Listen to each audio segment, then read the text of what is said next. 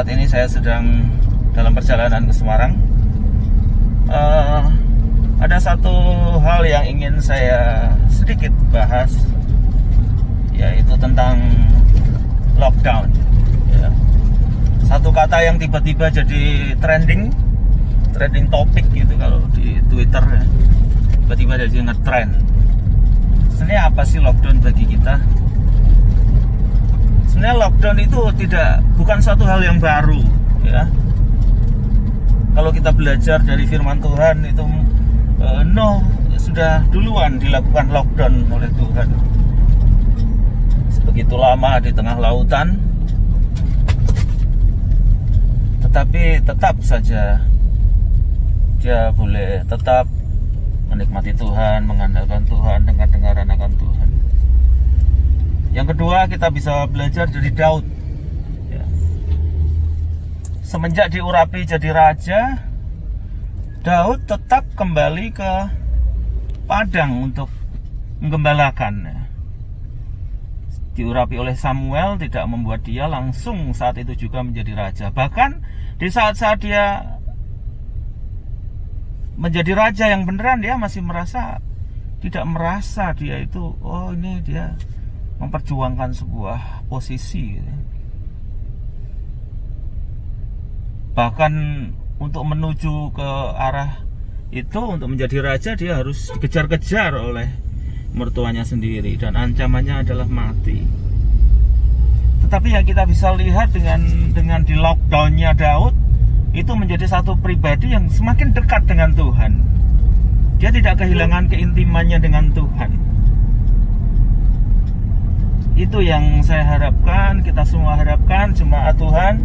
Sekalipun kita lockdown, nggak bisa ibadah tatap muka, tetapi kita tetap usahakan untuk bisa menikmati Tuhan dengan cara apapun, secara pribadi. Karena ini ibadah itu adalah mempersembahkan tubuh, ya. Dikatakan firman Tuhan begitu. Jadi bukan soal kehadiran saja, bukan soal bersama-sama saja, sendiri pun kita tetap bisa melakukan namanya ibadah. Karena ibadah batasannya adalah mempersembahkan tubuh sebagai persembahan yang hidup, kudus, dan berkenan kepada Allah. Itu adalah ibadahmu yang sejati, ya. Bukan saat kita ibadah bersama-sama, ya itu ibadah, betul. Tapi bukan itu saja, tetapi itu standar yang tertinggi yang firman Tuhan standarkan, yaitu bahwa ibadah adalah persembahan tubuh. Ada banyak hal yang kita sebenarnya di lockdown secara natural tanpa kita sadari. Contoh, mungkin kita merasa kita punya potensi yang luar biasa.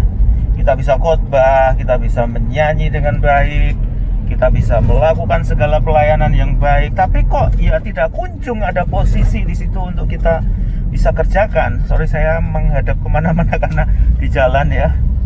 Tidak bisa fokus ke kamera, nggak apa-apa, ya. Contohnya seperti itu, ya. Ada banyak anak-anak Tuhan akhirnya undur karena tidak merasakan pada posisi yang dia pikirkan, dia targetkan. Dia masih di lockdown, mungkin oleh pemimpin, oleh organisasi. Semua itu diizinkan Tuhan untuk membentuk kita untuk menjadi mengakar ke bawah, ya. Mengakar itu ke bawah, kuat dulu, menjadi satu batang pohon yang kuat.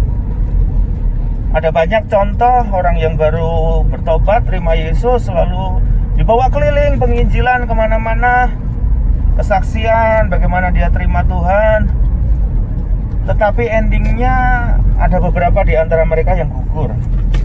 Ya, saya rasa kita tidak mau menjadi orang yang seperti itu dan terima kondisi lockdown ini. Kita nggak bisa kemana-mana, terbatas. Ada yang namanya physical distancing, ada yang namanya social distancing, ada yang namanya protokol kesehatan. Itu membuat kita kuat karena kita akan terus menggali, kita akan terus menikmati Tuhan, bertemu dengan Tuhan. Seperti yang saya lakukan sehari-hari, Bapak Ibu, saya gali, saya belajar, saya punya waktu lebih banyak lagi. Siapkan khotbah, ada pewahyuan yang saya bisa catat, yang mungkin next time saya bisa bagikan. So, tidak usah khawatir, tidak usah takut dengan lockdown. Sekalipun kita nggak tahu kapan kita bisa beribadah bertatap muka, manfaatkan media-media yang ada. Kita bikin streaming. Sekedar info saja Bapak Ibu, untuk membuat acara streaming itu nggak sederhana ya. Kita butuhkan effort, tenaga, pikiran, biaya yang tidak sedikit. Ya, ayo kita manfaatkan yang ada dengan media-media yang sudah kita siapkan untuk kita terus tetap berapi-api di dalam Tuhan. Terus kita tetap semangat, antusias melayani Tuhan. Oke? Semangat!